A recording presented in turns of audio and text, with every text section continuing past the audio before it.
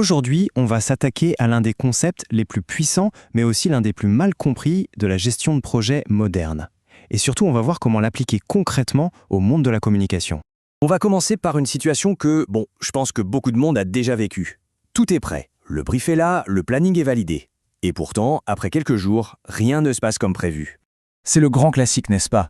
Surtout dans des métiers comme la com, où tout bouge en permanence. Les priorités changent, les validations se font attendre, et le beau planning qu'on avait au début, il ne ressemble plus à grand-chose.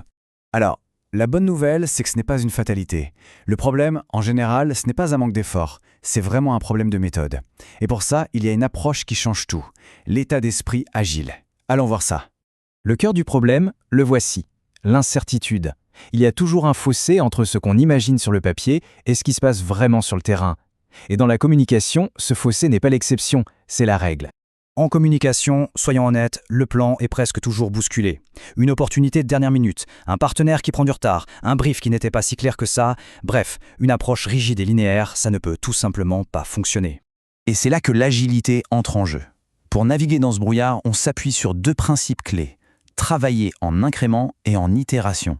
Et attention, ce ne sont pas juste des mots à la mode, ce sont de vraies disciplines de travail. D'abord, l'incrément. L'idée est simple. Au lieu de tout livrer d'un coup à la fin, on construit le projet morceau par morceau. Et chaque morceau est fini, utilisable et apporte déjà de la valeur en soi. Et puis on a l'itération. Ça, c'est le moteur de l'amélioration continue.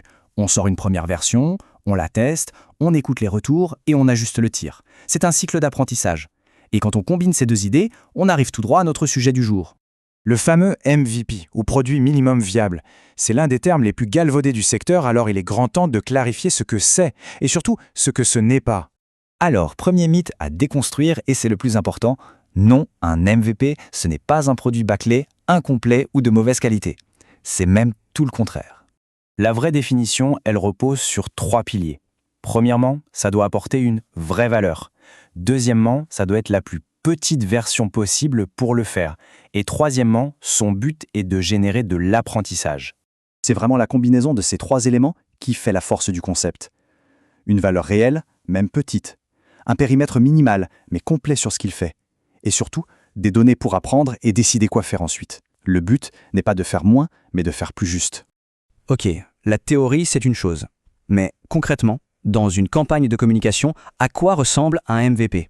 Eh bien, au lieu de vouloir créer 10 types de contenus différents, un MVP en comms se concentre sur le plus petit écosystème de livrables qui fonctionne de manière cohérente. Par exemple, une page pour accueillir, un post pour attirer, un email pour cibler et une affiche pour l'ancrage. Tout se répond. Et c'est là que la discipline du MVP nous force à faire des choix. Regardez la différence. À gauche, le plan ambitieux. À droite, le MVP. On n'a pas juste coupé des bouts au hasard, on a préservé un parcours complet et cohérent, mais en version simplifiée. On ne livre pas un peu de tout, on livre un tout qui est plus petit, mais qui fonctionne. Alors la question qui se pose, c'est est-ce qu'il faut toujours faire un MVP ? Eh bien non, ce n'est pas toujours la bonne solution, c'est un choix stratégique.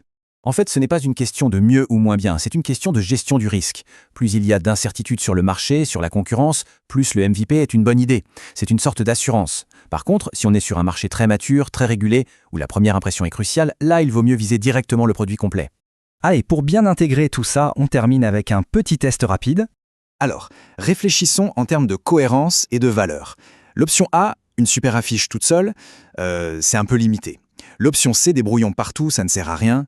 La bonne réponse, c'est bien sûr la B. Pourquoi ? Parce que c'est le seul ensemble qui forme un système cohérent et fonctionnel. C'est petit, mais c'est complet.